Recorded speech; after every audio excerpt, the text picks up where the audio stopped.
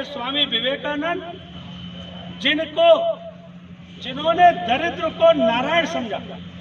वो कहते थे मनुष्य के अंदर ईश्वर का वास है। शरीर, मस्तिष्क और आत्मा, तीनों ने उन्होंने आत्मा की पवित्रता पर जोर दिया। ज्ञान योग, कर्म योग, भक्ति योग का विश्लेषण किया। और इतना ही नहीं, राजयोग में किस प्रकार का व्यक्ति का व्यवहार चाहिए, किस प्रकार अपना नियंत्रण चाहिए, इसका उन्होंने बहुत सुंदर विश्लेषण किया। बहुत ज्यादा न कहते हुए, युवाओं के प्रेरणा स्रोत ऐसे नहीं है।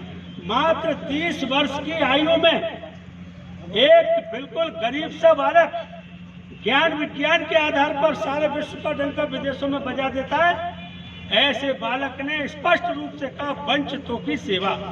समाज में समरसता का भाव लाना पड़ेगा। ईश्वर का वास है। हम किसी का अपमान करते हैं तो ईश्वर का अपमान करते हैं। उनकी सेवा करना ही परम धर्म है। 1955 में नागरिक संशोधन अधिनियम आया और उसका मुख्य विषय था कि भारत का नागरिक कौन। हम सब भारत के नागरिक हैं, तो मालूम होना चाहिए हमारे भारत के नागरिक होने की 5 शर्तें हैं। पहली जो शर्त है वो है कि जो हम या तो 1950 तो उसके बाद में हमने यहाँ जन्म लिया है, हमारे पूर्वजों ने यहाँ जन्म लिया है, तो ये एक जन्म के आधार पर हम यहाँ के नागरिक हैं। दूसरा है वंश परंपरा के द्वारा, राजनायक छोड़ दिए जाए, ऐसे लोग छोड़ दिए, अपवाद है, उसके बाद वंश परंपरा के द्वारा हम भारत के नागरिक हैं। तीसरा है देशीकरण के द्वारा, नेचुरलाइजेशन इसको कहना चाहिए, उसके द्वारा हम भारत के नागरिक हैं। और चौथा, पंजीकरण लेकर के करके कोई भारत की नागरिकता प्राप्त कर सकता है। और पांचवा है भौगोलिक विस्तार के द्वारा भी भारत की नागरिकता मिल सकती है। ये भारत के नागरिक बनने के 5 अधिनियम, 5 इसके प्रकार हैं।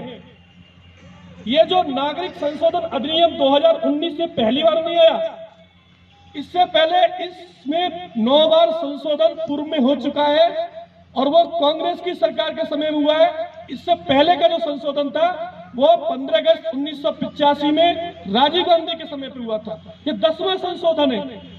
ये संशोधन किसके लिए आया? तो ये संशोधन आया जो मैंने विषय बताया, धार्मिक उत्पीड़ित जो हमारे अपने लोग थे, जो 6 समुदाय के लोग थे, जो धर्म के आधार पर उनको प्रताड़ना मिली थी पाकिस्तान, अफगानिस्तान, बांग्लादेश में, ऐसे लोगों के लिए संशोधन आया है। और इसलिए लोगों को डराया जा रहा है, धमकाया जा रहा है, एक तरह से लोगों को इस प्रकार का वातावरण देश में बनाया जा रहा है कि नहीं, आपकी नागरिकता छीनी जा रही है।